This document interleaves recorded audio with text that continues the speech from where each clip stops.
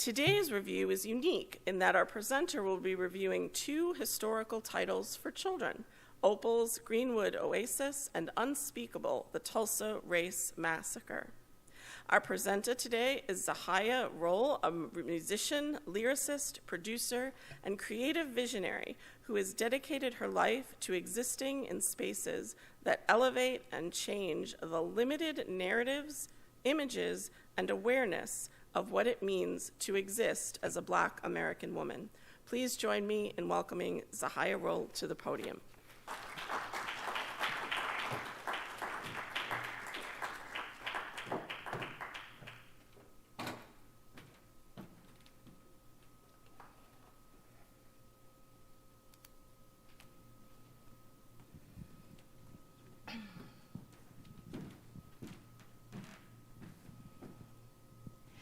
Southern trees bear a strange fruit, blood on the leaves and blood at the root,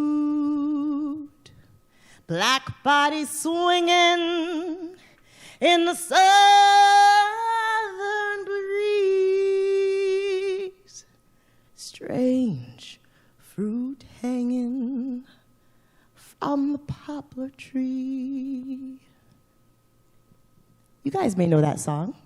Strange Fruit, Billie Holiday, one of my favorites. Billie Holiday is one of my favorites. I had to start off with that because it all is related to the children's books I'm about to present. And you're like, well, why would we do that?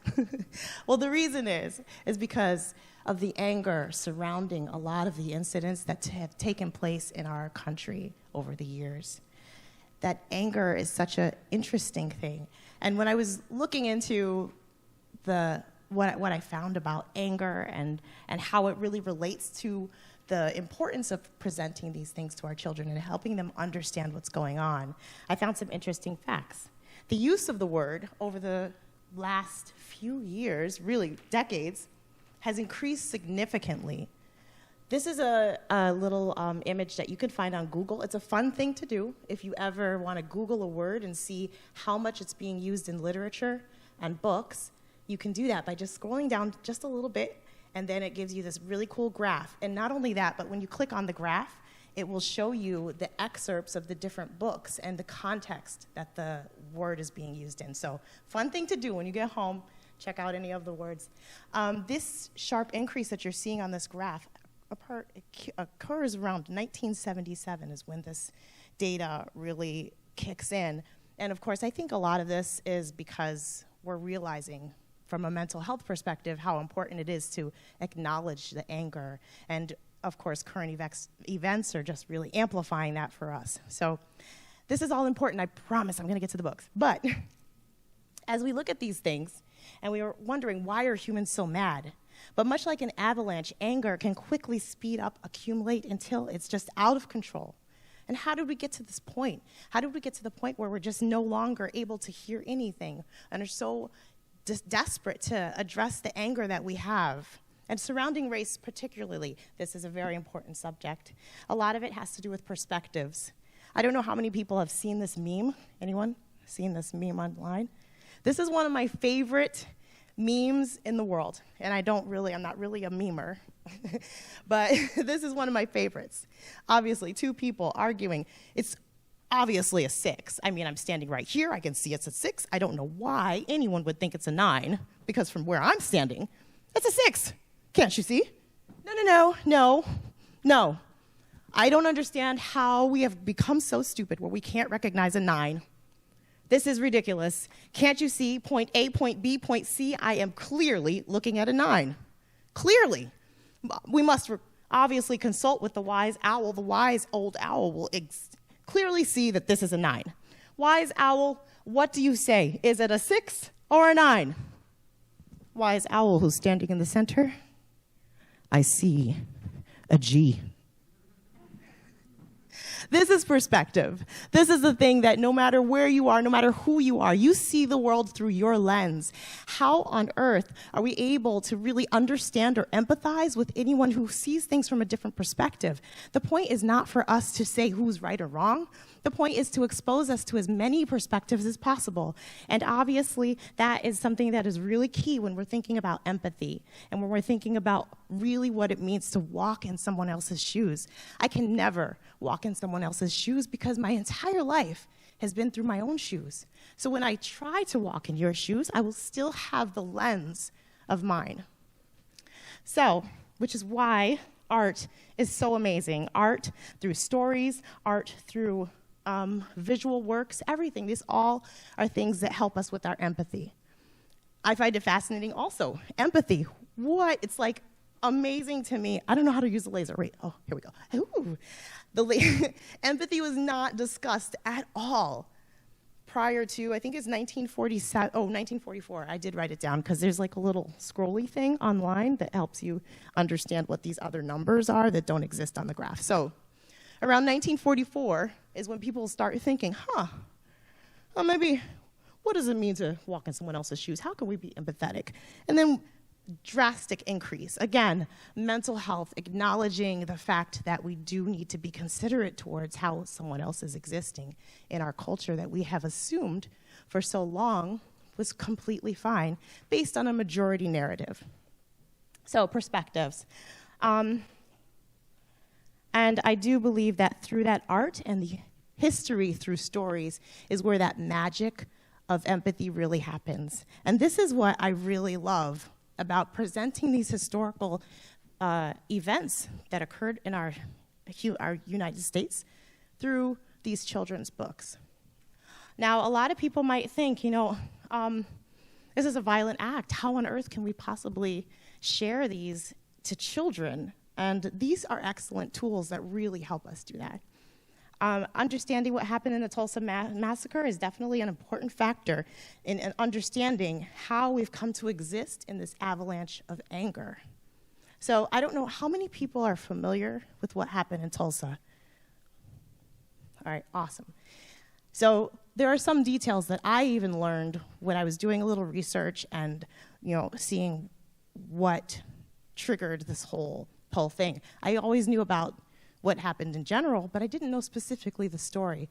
The story of that young boy who, and this is the reason why I use that Billie Holiday Strange Fruit song, because lynching was so common, as we know, back in the 20s. But what particularly struck me is that this was just a simple, if you look at it from the perspective of the people who came in and did this to this town, they were looking at it from the perspective of learned behavior and what they had always known and existed as.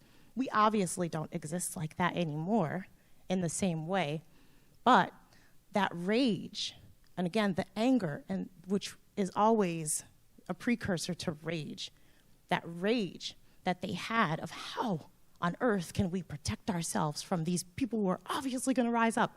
It was a rumor. It was all from a rumor of what they thought would happen when this young man, whose name I love, Dick Rowland, but the full name is Diamond Dick Rowland. I'm like, what? It's great name. Anyway, so before this all happened, it was a rumor that they thought, based on what happened outside of the jailhouse, if you know the specifics, where Dick was arrested, and then there was an angry mob outside that they wanted him out. They wanted to lynch him. And the people from Greenwood came in and stood outside of that sheriff's office, and they were like, no, we're not going to do that today. The sheriff is taking care of it. Keep him inside. And that was not what the people from the white side of the tracks wanted. They wanted him. And there was a publication that was released that specifically said, nab that Negro. And from that is where this all completely avalanched out of control and turned into what we see here. So how on earth do we present this to our children? It seems insane, right? At least to me. Initially, as a mother of 4 daughters myself, I, before reading these books, was really hesitant to expose them to this type of massacre. But this type of massacre was not unique. There was a whole slew of them, and I think at some point, I think the number is about between 26 and 36 incidents, including Rosewood, which we also are very familiar with, of massacres of communities of Black Americans, including sharecroppers, an entire group of sharecroppers who were trying to unionize, and that was looked at as appalling. How dare they, from this perspective? How dare they? So what's important is to expose those perspectives, but in a way that children can understand, in a way that is palatable for a young mind, so that they can be empathetic, not angry. Right? So where am I now? Now I get to talk about the book. Okay, that was my precursor. I hope I didn't go over time. Did I go over? No, I didn't. Okay. So the first book, Unspeakable. Now this one surprised me. It's amazing in the sense that it does address the historical perspective of Tulsa. But what I find fascinating about this book is that it spends a majority of the time talking about the wealth and the prosperity that existed in Greenwood before it was destroyed. That's something that I think is so important, and it presents it in a way that is kind of poetic, very reminiscent of Dr. Seuss, I'd say, with repetitive phrasing and just a really lovely poem that is placed to these images. Inside of this book, the images are actually from Floyd Cooper, who is a descendant of a survivor from the Greenwood incident. So that also is like a really great connection for this man who created the artwork. I do like the artwork. It's very reminiscent of some of the books that I've read for my children, like about Mr. Bojangles. I don't know if you're familiar with him, like an amazing tap dancer. There's a great children's book about him, but this artwork reminds me of that. It's very comforting and soothing to the eye, with this blended texture pattern. And again, the focus is more of a beginning of a poem. And that's the majority of the book. And then it tells the incident as it happened, but in a way that, honestly, I think Disney would be proud. Because let's be real, there's violence in Disney, and this is presented in that type of way so that it can be understood, but also acknowledged of what had happened historically. So this book, again, Unspeakable, the Tulsa Race Massacre, by Carol Boston Weatherford, illustrated by Floyd Cooper. Amazing way to present the history of the event to your children, your grandchildren, nieces, nephews, in a way that's very appropriate for their age. A wonderful tool. This next one is actually my favorite. Opal's Greenwood Oasis, written by Zahyia Rolle, I hope I said that right, Halton, and Quraisha Ali Lansana. It's illustrated by Skip Hill. This book, it's my favorite for a couple of reasons. Both of them are amazing, and both of them I really do think are important for exposing children to different perspectives and different ways of life. Also, the imagery is so important. This book specifically, you could find this story in any child across the world, which is what I love about it. It just basically goes through the day of Opal's day prior to the massacre. So it actually never gets to, it ends before the violence begins, and it doesn't speak of the violence. But the important part about this is that if you are able to present that, hey, this was a little girl who lived in Greenwood.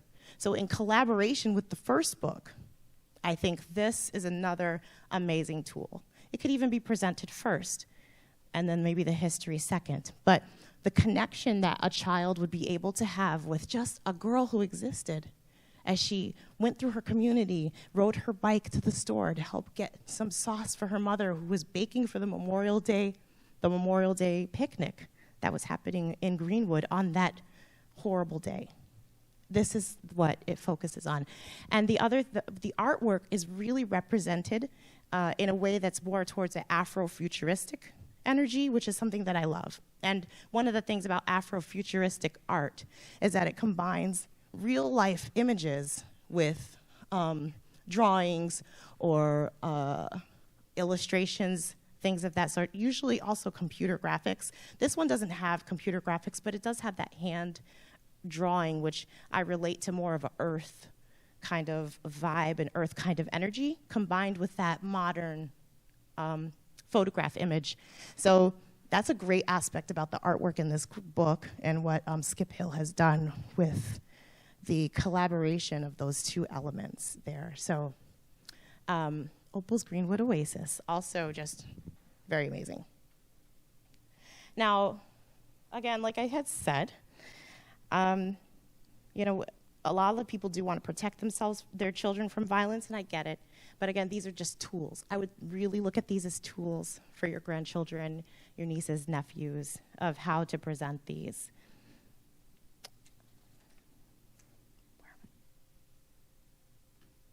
I made it way further than I thought. Awesome.